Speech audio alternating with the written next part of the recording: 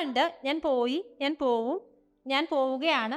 ഈ സെൻറ്റൻസസ് എങ്ങനെ ഇംഗ്ലീഷിൽ പറയാൻ നമുക്കൊന്ന് പഠിച്ചാലോ? സിമ്പിളാണ്. ഞാൻ പോവാറുണ്ട് എന്ന് പറയുമ്പോൾ ഐ ഗോ, അത്രേ ഉള്ളൂ. ഐ ഗോ, ഞാൻ പോകാറുണ്ട് എന്നുള്ളതിന് നമ്മൾ ഗോ എന്ന് തന്നെയാണ് പറയുന്നത്. ഞാൻ പോകാറുണ്ട്, ഐ ഗോ. ഇനി ഞാൻ പോയി എന്നെങ്ങനെ പറയും? ഞാൻ പോയി, ഐ പോയി എന്നുള്ളതിന് നമ്മൾ ഇംഗ്ലീഷിൽ വെൻറ്റ് എന്നാണ് പറയുക. ഗോ പോവുക, പോയി വെൻറ്റ്.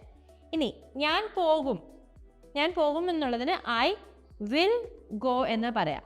ഐ വിൽ ഗോ, ഭാവിയിൽ പിന്നീടുള്ള കാര്യമാണ്. സോ പോവുക ഗോ, പോയി വെൻറ്റ്, പോകും വിൽ ഗോ. ഇനി ഞാൻ പോവുകയാണ്, ചെയ്തുകൊണ്ടിരിക്കുകയാണ്, അപ്പോൾ ഐ ആം. എന്തെങ്കിലും ഒരു കാര്യം നമ്മൾ ചെയ്തുകൊണ്ടിരിക്കുകയാണ്, ഞാൻ ചെയ്തുകൊണ്ടിരിക്കുകയാണെന്ന് പറയുമ്പോൾ നമ്മൾ ഐ ആം വെച്ചിട്ട് വേണം സ്റ്റാർട്ട് ചെയ്യാൻ. സോ ഐ ആം പോവുകയാണെന്ന് എങ്ങനെ പറയും? Going, I am going. ഇവിടെ ആം വന്നതിന് ശേഷം ഒരു വേർബ് വരികയാണെങ്കിൽ നമ്മളവിടെ ING ചേർത്ത് കൊടുക്കണം. ഇനി ഞാൻ പോവുകയായിരുന്നു, ഇതെങ്ങനെയാണ് പറയാം? ഞാൻ പോവുകയായിരുന്നു, I was going, I was going.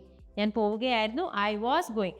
ഒരു കാര്യം ഞാൻ ചെയ്യുകയായിരുന്നു എന്ന് പറയുമ്പോൾ നമ്മൾ ഐ വാസ് വെച്ചിട്ട് വേണം സെൻറ്റൻസ് സ്റ്റാർട്ട് ചെയ്യാൻ. ഞാൻ പോയിക്കൊണ്ടിരിക്കും, ഇതെന്താണ് നമ്മൾ ഇംഗ്ലീഷിൽ പറയാന്നുള്ളത് നിങ്ങൾ കോമെൻറ്റ് ചെയ്യുക. നിങ്ങളുടെ കോമെൻറ്റിന് എന്തായാലും ഞാൻ മറുപടി നൽകുന്നതായിരിക്കും. ഇനി നിങ്ങൾക്ക് കോമെൻറ്റ് ചെയ്യാൻ ബുദ്ധിമുട്ടുണ്ടെങ്കിൽ DM ആയിട്ട് അയച്ചാലും മതി, നിങ്ങളുടെ തെറ്റ് എന്തായാലും തിരുത്തിത്തരും.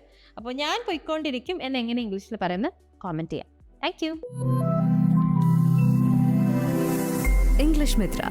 Stop worrying, start learning.